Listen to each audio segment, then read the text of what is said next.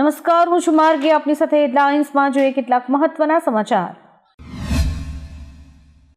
જમ્મુ અને કાશ્મીરના પહેલગામમાં પ્રવાસીઓ પર આતંકવાદી હુમલો થયો હતો. એવું કહેવામાં આવી રહ્યું છે કે આ આતંકવાદીઓએ બેસરન ખીણના ઉપરના વિસ્તારમાં પ્રવાસીઓના એક જૂથ પર ગોળીબાર કર્યો હતો. આ ગોળીબારમાં કેટલાક લોકો ઘાયલ થયાના અહેવાલ છે. જમ્મુ કાશ્મીરના પહેલગામના બેસરનમાં જે આતંકવાદી હુમલો થયો છે, આતંકવાદીઓએ ઘોડેસવારી કરી રહેલા પ્રવાસીઓના એક જૂથને નિશાન બનાવ્યું હતું, જેમાં 12 લોકો ઘાયલ થયા હતા અને ઘાયલોમાંથી 4ની હાલત ગંભીર છે, જ્યારે કે એક પ્રવાસીનું મોત થયું છે. આ હુમલામાં માત્ર માણસો જ નહીં પરંતુ કેટલાક ઘોડાઓ પણ ઘાયલ થયા હતા. આ હુમલાની જવાબદારી આતંકવાદી સંગઠન કાશ્મીર રેઝિસ્ટન્સે લીધી છે.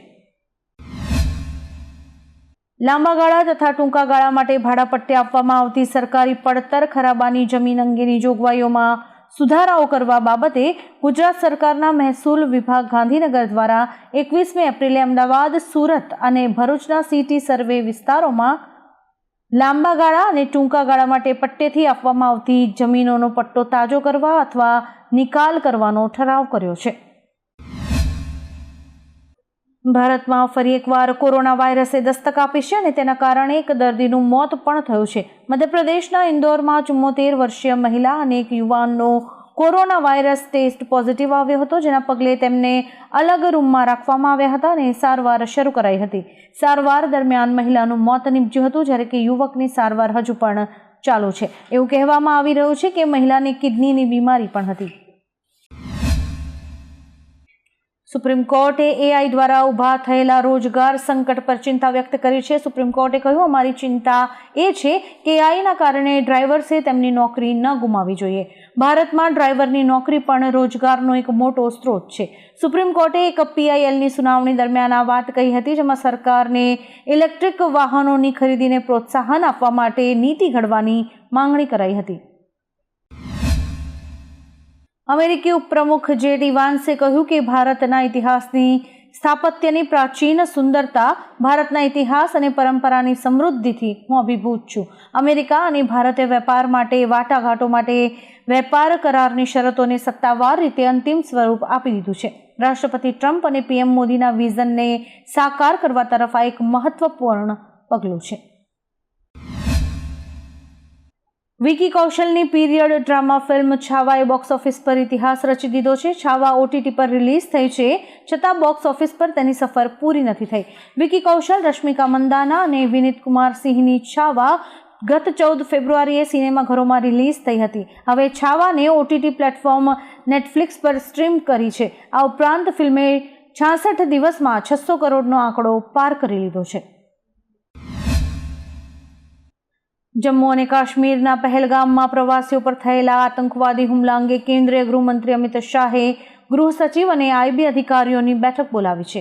દરમિયાન જમ્મુ કાશ્મીરના મુખ્યમંત્રી ઉમર અબ્દુલ્લાએ આ હુમલાને ઘૃણાસ્પદ ગણાવ્યો હતો અને કહ્યું હતું કે આતંકવાદી હુમલાથી હું આઘાત પામ્યો છું. આ હુમલાની જેટલી નિંદા કરીએ તેટલી ઓછી છે. શોકગ્રસ્ત પરિવારો પ્રત્યે મારી સંવેદના છે. દાંડીના દરિયા કિનારે ઓંજલ ગામ નજીક ગઈકાલે 21મી એપ્રિલે સવારે 9 વાગે આશરે હમ્બેક ડોલ્ફિન માછલી તણાઈ આવી હતી. દરિયા કિનારે આવી કદાવર માછલી દેખાતા લોકોમાં પણ કુતૂહલ સર્જાયું હતું, પરંતુ સ્થાનિકો દ્વારા તાત્કાલિક વન વિભાગને જાણ કરાઈ હતી. આ પ્રજાતિ ડોલ્ફિન શિડ્યુલ 1 પ્રજાતિમાં નોંધાય છે, જે સામાન્ય રીતે કોઈને પણ હાનિ નથી પહોંચાડતી અને ખાસ કરીને દક્ષિણ ગુજરાતના દરિયા કિનારે જોવા મળે છે. ફિલ્મ નિર્માતા અને દિગ્દર્શક કરણ જોહરે ધર્મા પ્રોડક્શન્સની આગામી ફિલ્મની જાહેરાત કરી છે. ખાસ વાત એ છે કે આ ફિલ્મ તેમના અત્યાર સુધી નિર્મિત તમામ ફિલ્મ્સથી અલગ છે, કારણ કે આ ફિલ્મ ઈચ્છાધારી નાગની વાર્તા ઉપર આધારિત છે, જેમાં અભિનેતા કાર્તિક આર્યન ઈચ્છાધારી નાગની ભૂમિકામાં જોવા મળશે. કરણ જોહરે આજે તેમના ઇન્સ્ટાગ્રામ પર એક પોસ્ટ શેર કરીને આ ફિલ્મની જાહેરાત કરી હતી. પીએમ મોદી સાઉદી અરેબિયાની 2 દિવસીય રાજકીય મુલાકાત માટે જદ્દાહ પહોંચ્યા છે. અહીં પીએમ સાઉદી અરેબિયાના ક્રાઉન પ્રિન્સ અને પીએમ પ્રિન્સ મોહમ્મદ બિન સલમાનને મળશે. આ મુલાકાત દરમિયાન મોદી ભારત સાઉદી અરેબિયાની વ્યૂહાત્મક ભાગીદારી પરિષદની બેઠકની સહ અધ્યક્ષતા કરશે. જ્યારે પીએમ મોદીનું વિમાન સાઉદી હવાઈ ક્ષેત્રમાં પહોંચ્યું ત્યારે તેમને સાઉદી ફાઇટર જેટ્સ દ્વારા એસ્કોર્ટ કરાયા હતા. અભિનેતા સૈફ અલી ખાને નવું ઘર ખરીદ્યું છે. સૈફે કતારના સેન્ટ રેજિસ માર્સા અરેબિયા ટાપુમાં આ ઘર ખરીદ્યું છે. આ માહિતી આપતા તેમણે પોતે કહ્યું કે કતાર ખૂબ જ સુરક્ષિત રહે છે અને ત્યાં રહેવું સરસ છે. આ નિર્ણય તેમના પરિવાર માટે એક નવી શરૂઆત દર્શાવે છે. સૈફનું કહેવું છે કે ત્યાંનું વાતાવરણ શાંતિપૂર્ણ અને સ્વાગતકારક છે, જે તેને અને તેના પરિવારને આરામ આપે છે. અમરેલીના શાસ્ત્રીનગર વિસ્તારથી એક મોટા સમાચાર આવ્યા છે. અહીં ગિરિયા રોડ પર એક ખાનગી કંપનીનું પ્લેન ક્રેશ થયું હતું. મળતી માહિતી અનુસાર આ એક મિની પ્લેન હતું. તે ખાનગી કંપનીના પાયલટ ટ્રેનિંગ સેન્ટરનું પ્લેન હતું, જે ક્રેશ થતાં પ્લેન ઉડાડી રહેલા અનિકેત મહાજનનું મોત થયું છે. પ્લેન રહેણાંક વિસ્તારમાં ક્રેશ થયું છે, જેને લઈને ભારે અફરાતફરી મચી ગઈ હતી. ફાયર વિભાગ અને પોલીસની ટીમ કાર્યરત થઈ ગઈ હતી. ગુજરાતમાં 2027ની ચૂંટણીને લઈને કોંગ્રેસ એક્શનમાં જોવા મળી રહી છે, જેમાં જિલ્લા પ્રમુખોની શોધ માટે આવતીકાલથી એક બેઠક શરૂ થશે. રાષ્ટ્રીય કોંગ્રેસ નિયુક્ત નિરીક્ષકો જિલ્લામાં જશે. રાજકોટ જિલ્લામાં અમિત ચાવડા, શહેરમાં ઋત્વિક મકવાણાને જવાબદારી અપાઈ છે, તેમજ મહેસાણામાં સિદ્ધાર્થ પટેલ, પાટણમાં ગેનીબેન ઠાકોરને જવાબદારી અપાઈ છે અને સાબરકાંઠામાં જગદીશ ઠાકોર, દેવભૂમિ દ્વારકામાં પૂજા વંશને આ જવાબદારી આપવામાં આવી છે. ગુજરાતમાં આગ લાગવાની ઘટનાઓ સતત વધી રહી છે. દરમિયાન હિંમતનગરના ગામભોઈ વિસ્તારમાં એક ફેક્ટરીમાં આગ લાગી હતી. ગામભોઈથી બિલોડા હાઈવે ગામડી ગામ પાસે પ્લાસ્ટિકની એક ફેક્ટરીમાં રાત્રે લગભગ 2 વાગે આગ લાગી હતી. આ ફેક્ટરીમાં પ્લાસ્ટિકનું રિસાયકલિંગ કરાતું હતું. અહીં લાગેલી આગને કાબૂમાં લેવા માટે 3 ફાયર ફાઇટર કામે લાગ્યા હતા. પ્લાસ્ટિકના રો મટીરિયલમાં આગ લાગી હતી, તેથી કલાકો પછી તેના પર કાબૂ મેળવાયો હતો.